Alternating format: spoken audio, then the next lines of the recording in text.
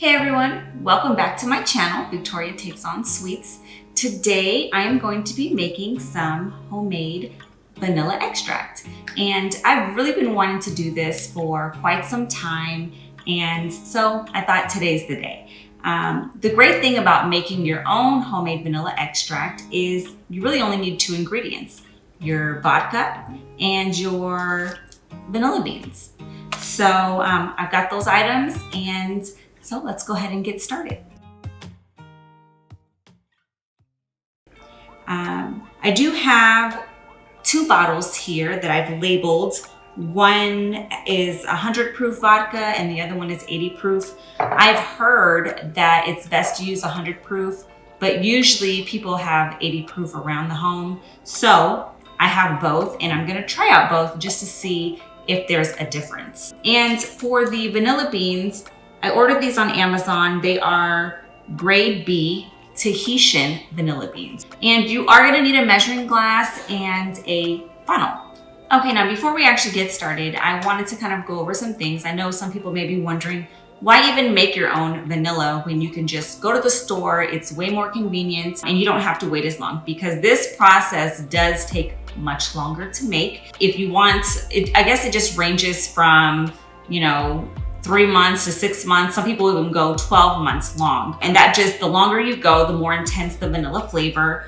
So yeah, why wait that long when you can just go to the store? Well, good question. I think it's more cost efficient. You can actually reuse these vanilla beans over and over once you put them in here. Once you start running out of the extracts, you just keep filling the bottle up. And I mean, one little 4-ounce bottle that I buy from the store ranges between like $5 to $10. And if you can just imagine just reusing this didn't cost that much. Like maybe $13, I think, on Amazon. I'll put a link in the description below, but yeah, you can reuse these. So that's A. B, making your own vanilla gives it a more intense flavor. And when you have a more intense vanilla flavor, I think that resonates into your baked goods and makes them taste even better. So anyways, I think it's worth a try. I cannot wait to see the difference myself, since I've never actually done this. And I do have 100 proof and 80 proof, and I'm gonna do both. That way, as I'm checking through the process, I can kind of see at the end if there's even a difference between the 80 and the 100 proof. But more than anything, at the end of this, we will do it against store-bought vanilla and see who wins. So anyways, let's go ahead and make some homemade vanilla.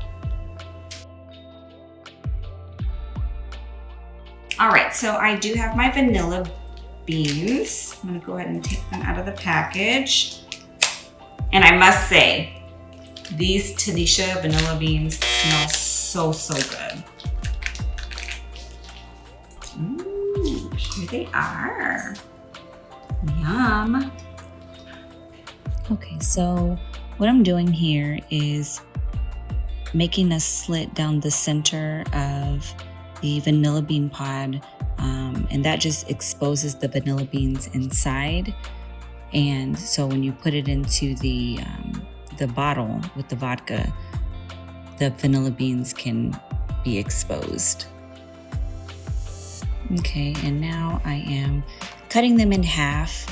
I'm doing that because I saw on a blog off of Shanae Today that she cuts hers in half, and that way it just makes sure that all the vanilla beans are submerged into the vodka and they're not like sticking out. I thought that was a pretty cool idea, so I thought I would give that a try. Now you only need about, they say 5 to 6 vanilla beans, whole vanilla beans in here. So this is 1, 2, 3, 4, and 5. So I'm putting all of this. Okay, so this is my 80 proof bottle. So you only need 8 ounces of vodka per bottle. Ooh, I just had 8 ounces. Isn't that wonderful? Okay, here's where your funnel comes in.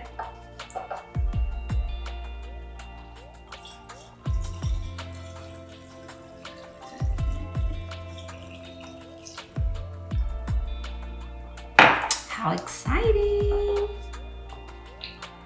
Close it up, give it a little shake, and there's my first bottle. Okay, we're gonna do the same thing with the 100 proof bottle.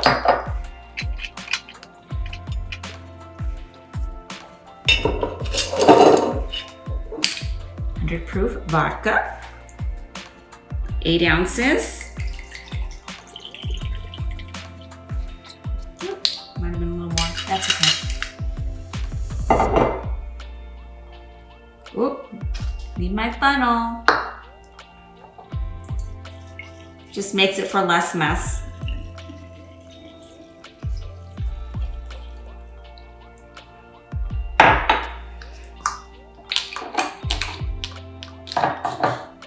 Give it a little shake. And there are my 2 bottles of vanilla. Super excited to see how this turns out.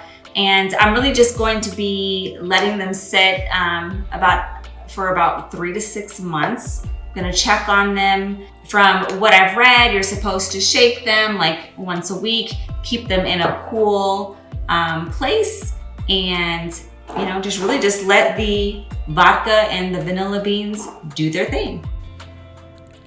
Thank you so much for watching. Stay tuned for part 2, where I give you a 3-month update on how my vanilla is coming along.